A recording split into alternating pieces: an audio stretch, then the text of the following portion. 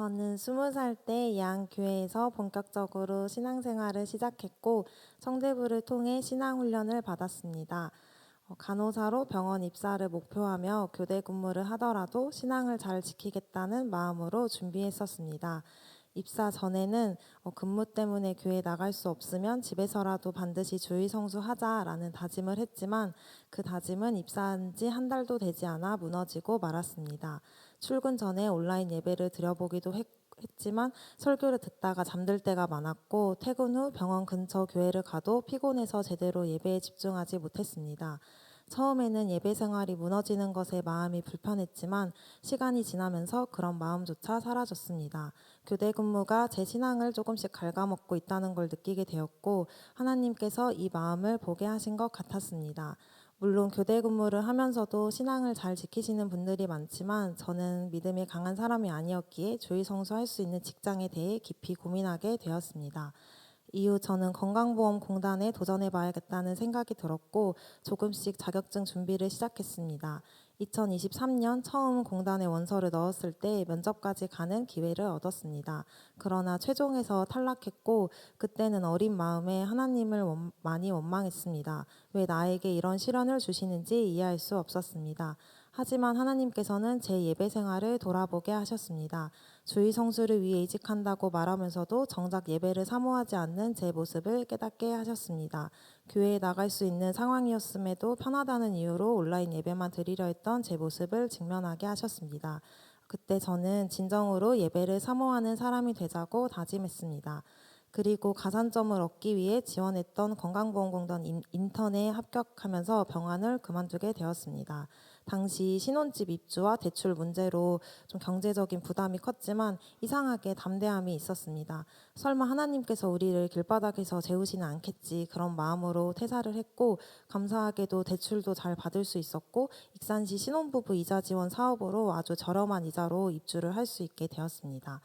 인턴을 마친 뒤에는 보건소에서 기간제로 일하며 다시 취업 준비를 이어갔습니다.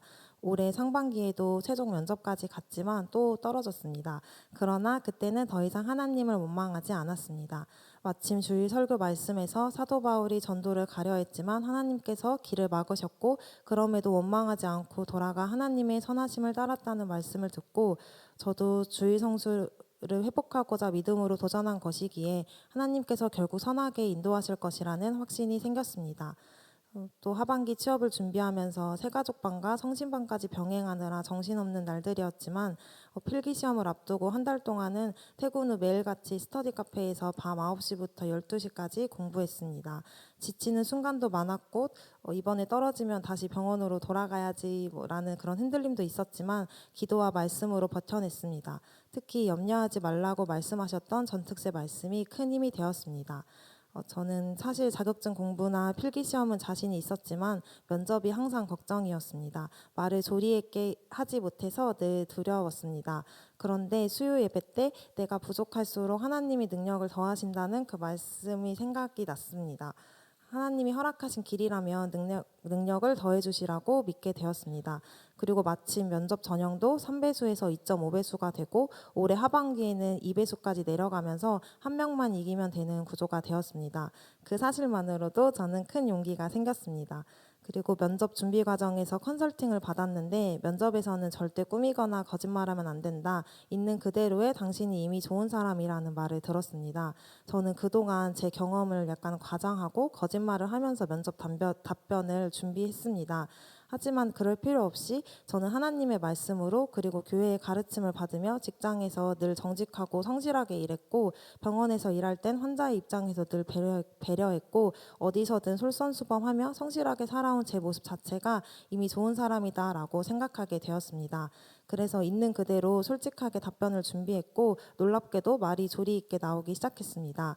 이렇게 자신감을 가지게 되면서 결국 최종 합격할 수 있게 되었습니다. 그리고 이번 경험을 통해 중보기도의 힘도 깊이 깨달았습니다. 3년의 준비 기간 동안 반복된 불합격으로 중보기도를 요청하는 것이 많이 민망했지만 말씀 가운데 두 사람이 합심하여 구하면 이루어진다는 구절을 보고 이번 하반기에는 구체적이고 상세하게 취업 일정을 말씀드리며 목사님과 초등부 집사님들 그리고 다락방 식구들께 모두 중보기도를 요청했습니다. 정말 너무 감사하게도 많은 분들이 함께 기도해 주셨고 그 힘을 실제로 체험했습니다. 상반기에는 면접을 준비하는 내내 긴장으로 밥도 못 먹을 정도였지만 이번에는 밥도 잘 먹고 신기하게도 실제로 면접장에서 긴장이 되지는 않았습니다. 그리고 면접 후 약간 부족했던 답변 때문에 눈물이 나기도 했지만 더 간절히 기도하게 되었고 하나님께서 기도에 대한 훈련을 시키셨다고 생각이 들었습니다. 솔직한 심정으로 비록 제가 답변을 잘 못하였지만 하나님께서 능력을 더해 주셔서 합격하게 해주세요. 주님 너무 힘든 이 취업 준비의 시간을 끝낼 수 있게 해주세요 라고 기도했습니다. 이전에는 합격이든 불합격이든 상관없습니다 라고 말하는 게 기도의 정답인 줄 알고 마음에도 없는 말로 기도했지만 솔직한 마음 그대로 고백하는 것이 진짜 기도라는 걸 배웠습니다. 이 긴 취업 여정을 지나며 저는 하나님 없이는 단 한순간도 살아갈 수 없다는 것을 깊이 깨달았습니다. 물론 매일 100% 하나님만 신뢰한 것은 아니었고 때로는 원망하고 의심하기도 했지만 다시 회복하고 다시 기도하는 모습 자체가 그리스도인의 삶이라는 걸 배우게 되었습니다. 그래서 앞으로도 예배와 섬김을 놓치지 않고 동역자들과 함께 기쁘게 신앙생활을 해나가기를 간절히 원합니다. 감사합니다.